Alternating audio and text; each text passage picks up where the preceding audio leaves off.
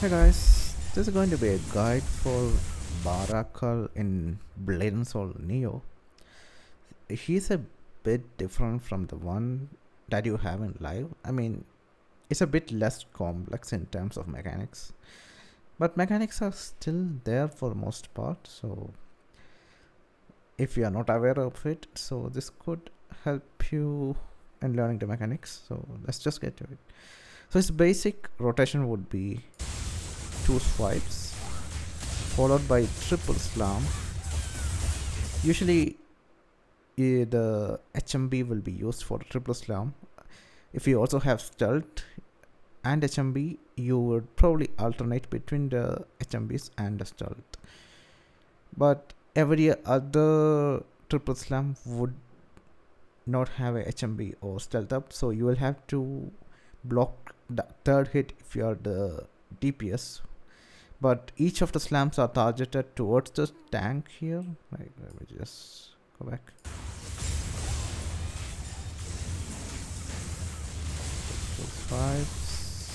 And the triple slam. Like the first slam is targeted at the tank, the second slam is also targeted at the tank. So even if you move away from the initial AoE, you will still be hit by the second slam. And the third slam is a room wide AoE. So as tank, you might have to iframe 3 of them, but as a DPS, you can just simply block the third hit.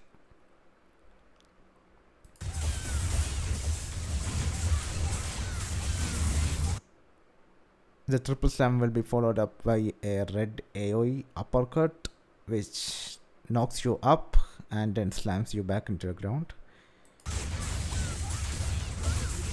And then he does a side swipe. If you get hit by it as the tank, you will be knocked back.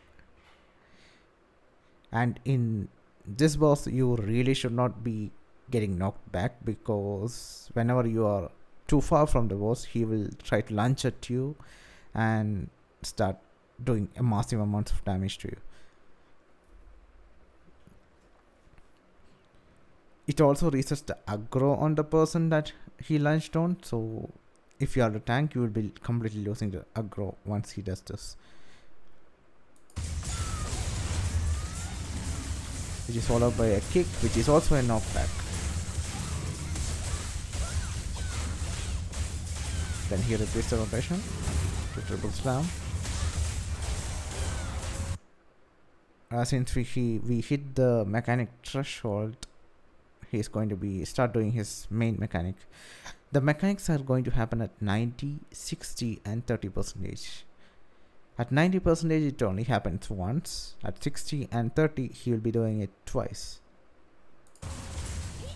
So he'll be jumping towards the center and cast the shockwave. Each time he casts his shockwave, the shockwaves, if you get hit by them, you will be slowed by like 5 seconds. I think it depends. Like some of the shockwaves would be, like the final shockwave would slow you for like 10 seconds. So you should try to avoid getting hit by it, because it makes doing the mechanics really hard. So it's pretty easy to just jump over the shockwave and avoid it. You can also iframe it using your Q, E or SS or any other personal iframes. So in this case, just jump, and he will be saying that he will be watching someone. So you'll usually be turning his head towards the guy who is doing it.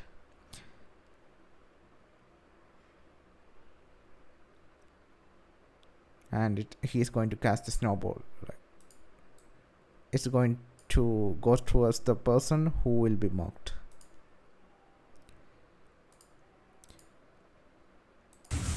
So in this case, Emerald was marked, and if someone is near to the person who was marked, it will create a tether between the two people. So you will have to break this tether as soon as possible. I think you have a maximum of 6 seconds to break the tether. So you just have to go like 20 meters away from each other, and it should break the tether. It's not that complicated. You just have to walk away from each other and you should be fine. As long as you are not going in the same direction, it is pretty much okay. So ideally you can just assess instantly to the directions you want to go. So yeah, we broke the tether, and I have the marking on my head right now, which is this icon. So once this buff expires, or this debuff expires, it will completely freeze you, and when you're frozen, the boss will heal up 5% and it will do massive amount of damage to you. So this debuff has to be removed or shared before you get frozen. So yeah, now I have to tether with someone, like I have to go close to someone and I'll get a tether with them.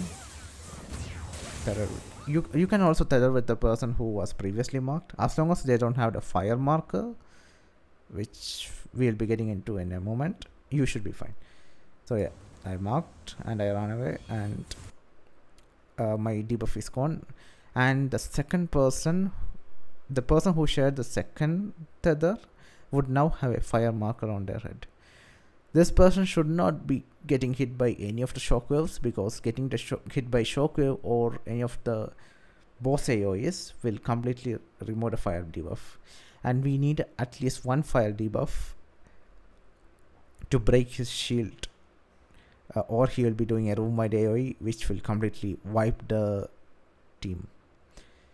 I think it's a true wipe in this dungeon, because I have never survived it myself. Maybe if you have like over 500 HP, it might be possible, but I have personally not seen anyone survive it. In 90% you only get a single fire marker, but in 60 and 30 you will get 2 fire markers, so even if one of the person loses it, it should be fine. But 90% you cannot lose it if you are the only fire marker. So just jump over the shockwave like that, and he will do one more shockwave here.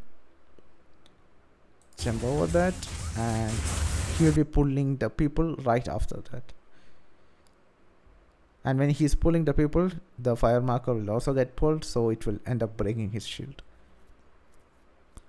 So once you are pulled in, you have to immediately F-roll and SS, and then straight walk towards the edge of the map, because everyone will get the dirt to the boss.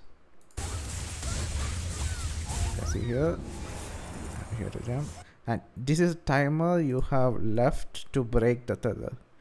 You have to break the tether before this timer expires. So just if as long as you F-roll and SS and start walking, and you are not slowed by the shockwaves, this mechanic should be fine. So you just have to go 20 meters away from the boss and it will break. There you go. And he will be casting another shockwave during that.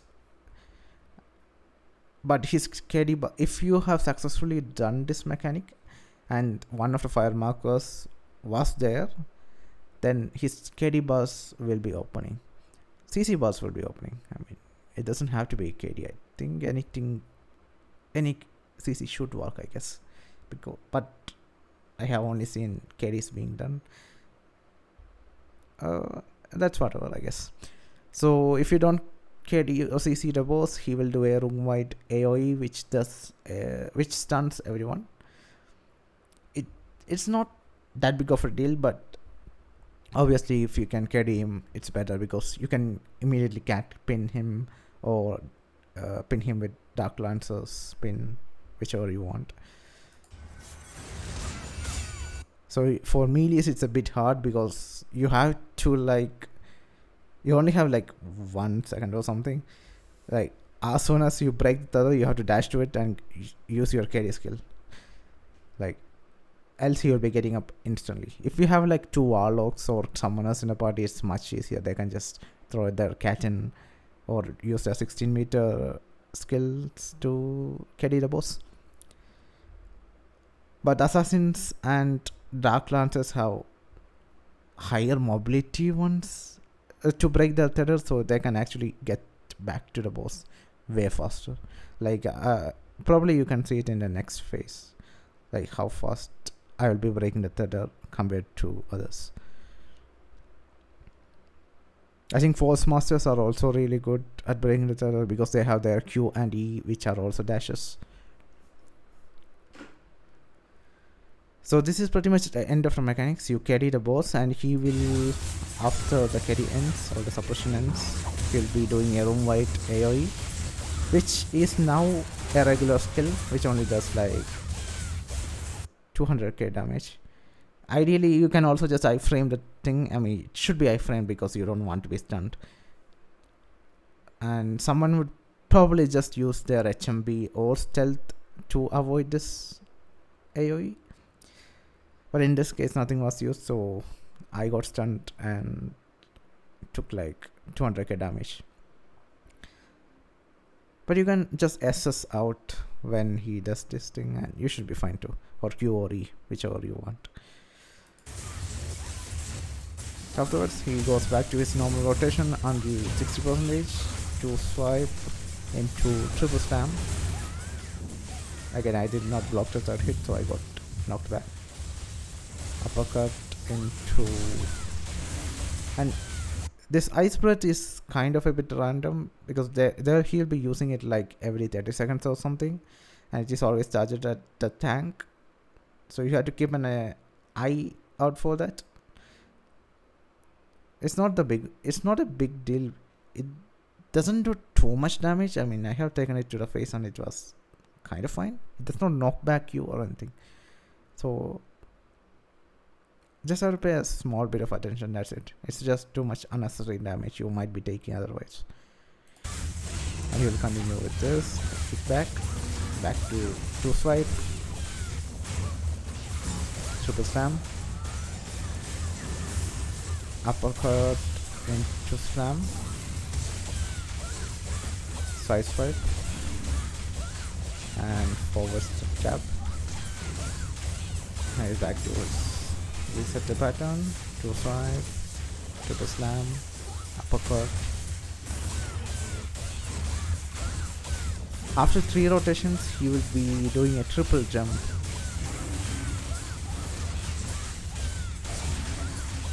If you have enough DPS, you will be able to skip that to 60%, else you'll be doing this thing. You'll be just doing jumping around and casting a shockwave, nothing much. Triple jump, and that's it. He just goes back to his normal thing. But since we for 60%, he goes back to middle to do his mechanic. He'll be looking at someone and he'll be marking him. At 60% and 30%, there are these flowers on the ground that keeps spawning.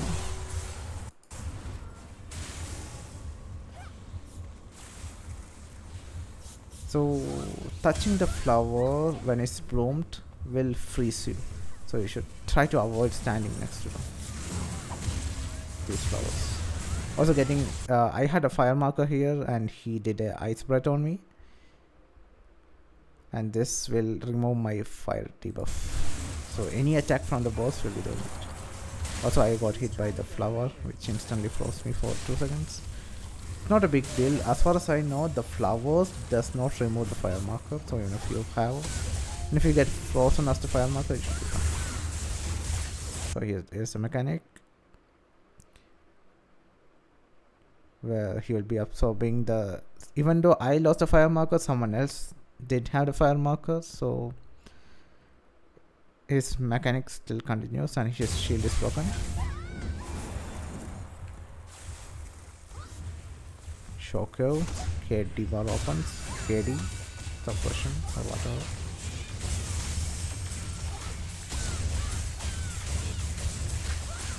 And back to the basic rotation. So there's a stealth, so I did not have to iframe it myself.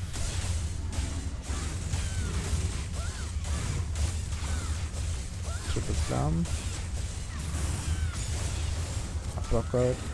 Okay, the tank got a bit too far. Like, even if you are like on above 8 meter on the boss, he will lunge at you and start doing massive damage. Like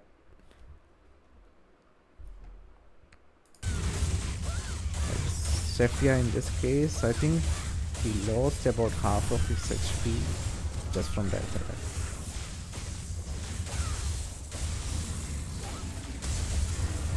And now you will be witnessing the worst tanking ever. So this is my first thing. I had to tank this boss. I had no idea how to do it.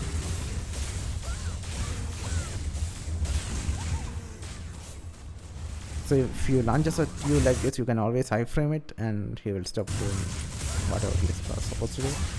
So he resets pattern when after he lunges to slam, to swipe into slam. Uppercut.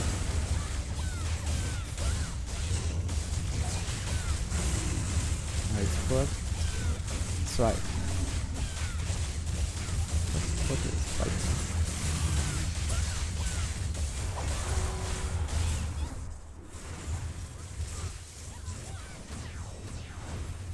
I wonder if the swipes are the ones which are replaced by ice whips. I just assess the launch. Close back to swipe, triple slam, uppercut into slam, swipe. Okay. Yeah, the swipe got replaced by ice whip, so it's not random. It's kind of like Yunsang, where his patterns might be replaced by something else. Okay, there's a marker on me. I shared with Emerald and I broke it. And Emerald shared it with Sophia, and Sophia now has a fire marker, and he'll be doing the second mechanic.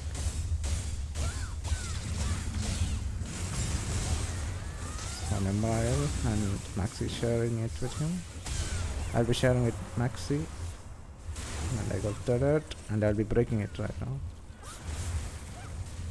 Now I have the fire marker. Jump over the shulker so I don't lose it.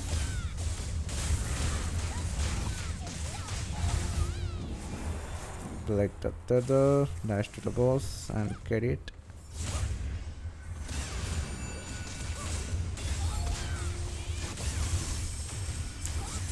So since it looks like someone failed to break the tether, like someone was frozen because they did not break the tether in time, and they will take massive amounts of damage and also heal the boss by 5%.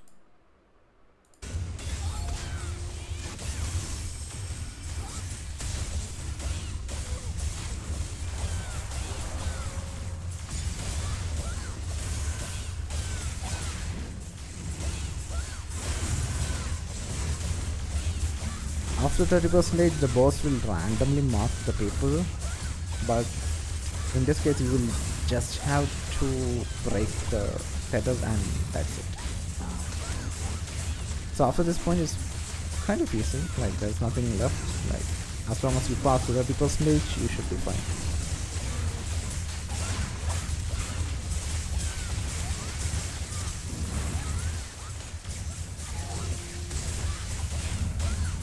He's marking someone, they'll be sharing, breaking, and back to DPS.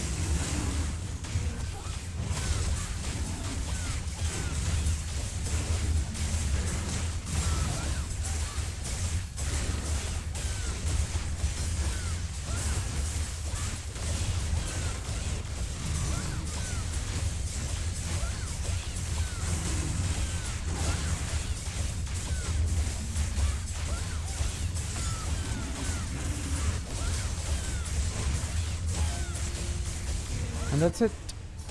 Just kill that plate, and it's not that hard. Okay.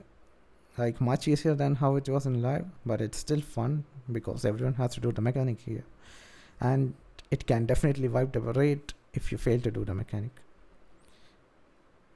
So that's it. Thanks for watching.